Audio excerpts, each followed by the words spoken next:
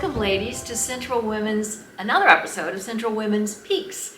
And I'm Debbie Briggs, your host, and I have Anna with me today. Hi, Debbie. And Anna we're going to talk through her story, but Anna, why don't you tell us a little bit about yourself first? Of course. I am 34. I'm a mom of two, almost one. Almost one. I'm a mom of two, almost three, one on the way. Mom brain. I have grown up to be very faithful. I was raised in the church, raised in community, at least placed in the church, I guess, as an infant, I'll say that. All of my sacraments, things. But as I grew older, I noticed my friends went to church, we went to school together, we did all the things together. You started out in Catholicism, right? Yes, yes. So I grew up very strict Catholic family. It's all I knew. It's all we were taught growing up, so it was just very natural. All my friends went there, we hung out together, we did everything together. So church was always my family away from family, if you could say. Great. That was my safe place. Yeah, so growing up in church was a big deal for us. That's great. Yeah.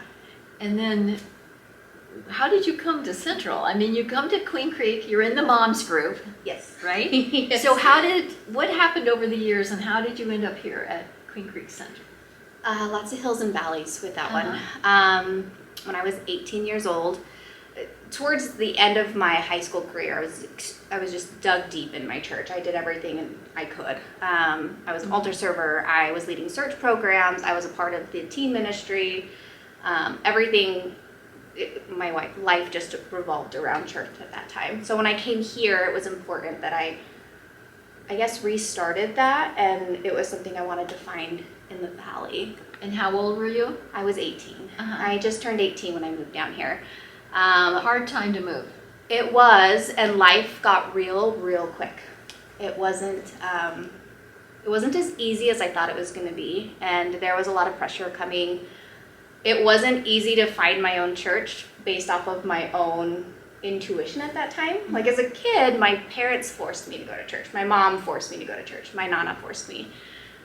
So that's how that rhythm began. But when I was on my own, finding that rhythm and making it a point to do it myself, it wasn't as easy. So we kind of got a little bit lost in those teen years. And then I met my husband. We dated for quite a bit of years. We had talked about it. I said, I want to find a church, and I tried. I went to a couple of different churches down here, but nothing felt like home. And I don't know what that pulling was, but I wanted it to feel like home. Part of me said, you just need to find God, but also part of me said, it's just not complete unless I have community behind it. A support system, a new family, I guess, you know? And so I got lost, and then we had to hit rock bottom to find Central, to be honest with you.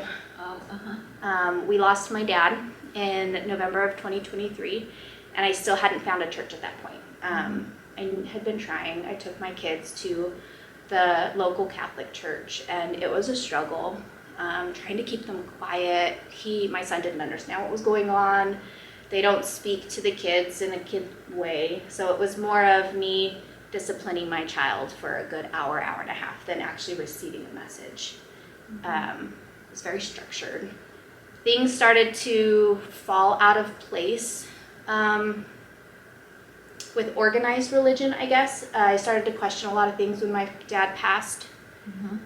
During his funeral, there were things said to the congregation that made me feel like there was a division in the church, an unwelcoming of people who were not of the same religion and belief. And at a time of mourning, I felt like the last thing that we should be doing is pushing people away from God. We should be pulling them in. And I didn't get that. And you felt hurt? I did. I felt hurt by what I've known my entire life to be my faith. And I had to really start figuring out what faith meant to me at that point in my life. Because you had joy when you served and did all those things you mentioned prior to moving here? It was so easy at home. You went, the Father knew you, he would address you. It was a community, it was a conversation at church. It was a learning opportunity. But when I came down here, it was like you were trying to decipher the message if you could. because those who had kids were constantly trying to quiet their kids to, I guess, raise yourself up to the expectation of being quiet and disciplined within church grounds. Well, everybody knows this is a story of community because I spilled the beans. Oh, did you? I told them up front, you know, Yes. this is, so what happened between then, after your father passed, and you said you were going through a dark time? So, And what happened? You're here, you're vibrant, you're in this I mom's do. community Yeah. that's meeting tonight, actually. We're stealing her for a few minutes. we can backtrack. Prior to my dad passing, I've lived in Queen Creek probably for 11 years now, 11, 12 years in the same neighborhood. And I would drive by Central all the time. My son, when he started talking, be like, "What's that big building, Mom?" And I'm like, "Well, that's a church." "Oh, is that our church?" I'm like, "No, our church is the one that we went to a couple weeks ago, but we were very inconsistent." "Oh, okay." Well, then he started asking what are the differences and why does it matter? And your son is how old then? He's 6 now. Uh-huh, At the so he- time, he was just learning to talk. So Oh, wow. he was 3 going on 4. Okay. So he was understanding, but very curious about everything. And I didn't have the right answers for him. But that did start to spur a lot of questions in me. Like, I wonder what that church is like. One of the big things that I've always wanted is worship. I want to worship God. I want to be joyous when I come to church, and I want to express that. And I wondered if this church was like that, how they worshiped, if it was quiet and structured.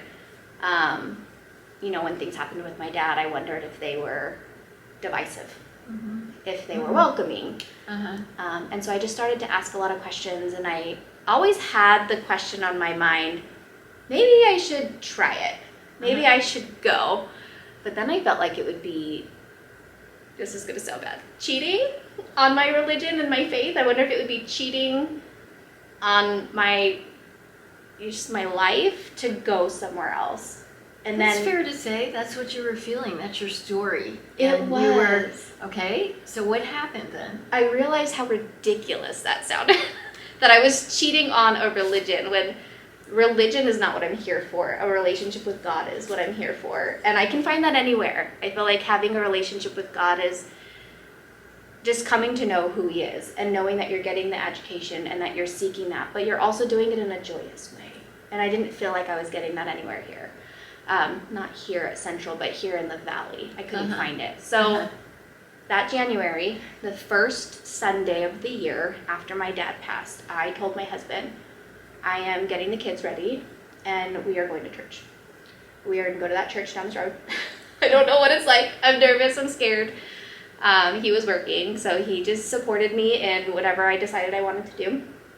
And I got the kids ready on that Sunday, and we came to Central. We drove into the parking lot, and I thought about driving out. Because you thought of turning around and going yeah, back out? I was so nervous. Oh. There was so many people.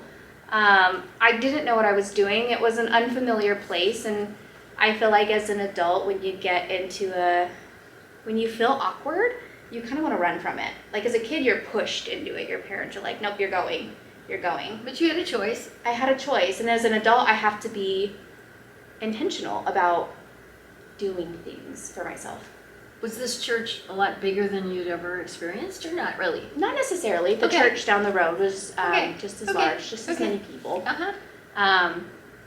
But it was different when we dropped. I mean, there were people smiling and talking, and I would see people waving at each other. That was not normal. The church that we would go to on and off, it was reserved. Trying to tame kids, walking in, getting it situated, trying to find a seat. I started to feel comfortable just watching people, and I decided we're gonna go. We're just gonna go figure it out. What's the worst that could happen? So we walked in, and we were immediately, within seconds, greeted by somebody. And they're like, hey, they look like they're new. Can you help them? And it was somebody else who didn't work here or volunteer here had overheard me, I believe, say, I don't know, we're going to figure it out, to my son. Oh. And had gestured somebody, and I was immediately greeted with smiles, and we were helped. It was just a weird experience. I felt so welcome that first Sunday, and I've never missed a Sunday since. Oh, wow. Yeah. And your kids, they love it? They love it. My son will come home and be like, Mom, listen to the scripture I learned today. Like, I memorized it, and he's so proud. He'll work on it all week and be like, I'm going to tell them next week because they want us to, they want us to work on our memory verse. And he'll come home with crafts, and he's made friends, and he loves it. And I'm not trying to regulate his spirit of being joyous and wanting to be excited, not trying to hush that like I was with the prior churches. It's natural. He's able to come to church and be a kid and learn about Christ in the way that children learn, which I love. And then I'm able to go and learn.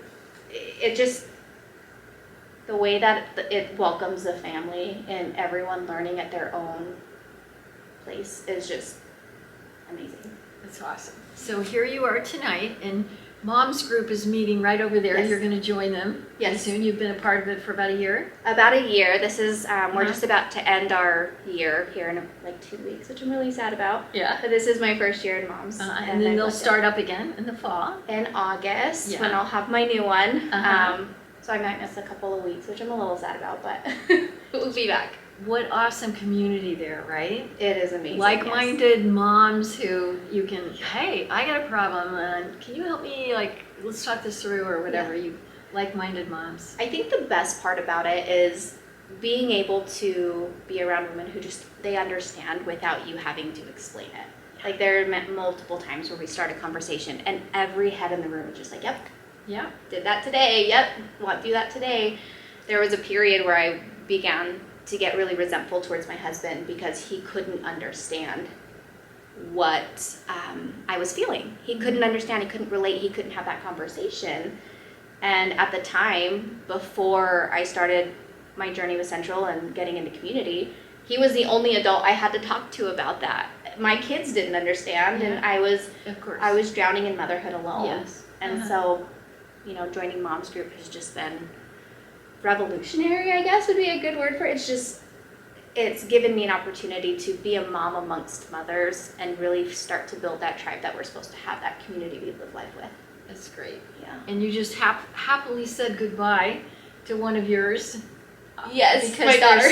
Yes, because there's childcare Yes. for moms. I just want to stick that in there. It's amazing. Yeah. My kid, he's got friends in his side, and then my daughter has friends in her side, and she knows them, and she's 2, and she's like, oh, I want to go play with so-and-so, and she's excited, we're excited, it's a good thing. That's awesome. Yeah.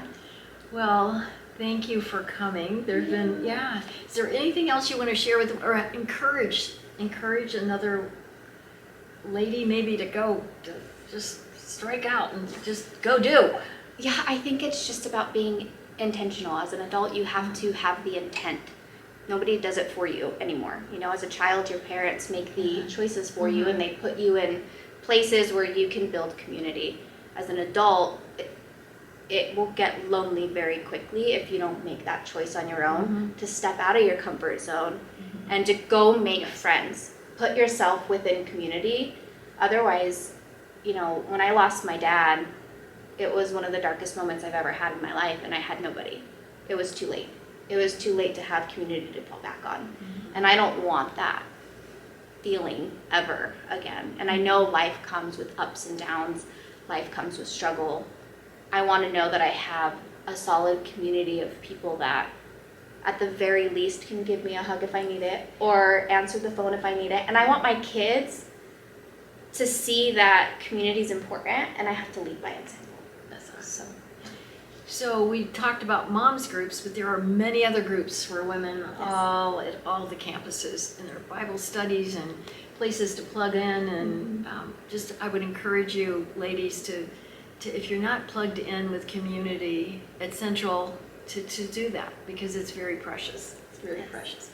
Also want to mention that you can subscribe and follow, and we just want you to listen to a podcast or watch the YouTube videos, because they're out there, and they're awesome because you're listening to other women and what they go through, mainly their peaks. And this is a true peak for you. Yes. And we asked the question, where is God in our peaks? And you just told us that God showed up, and this is a peak of yours. So we thank you for coming. Thank you for inviting me. I appreciate it.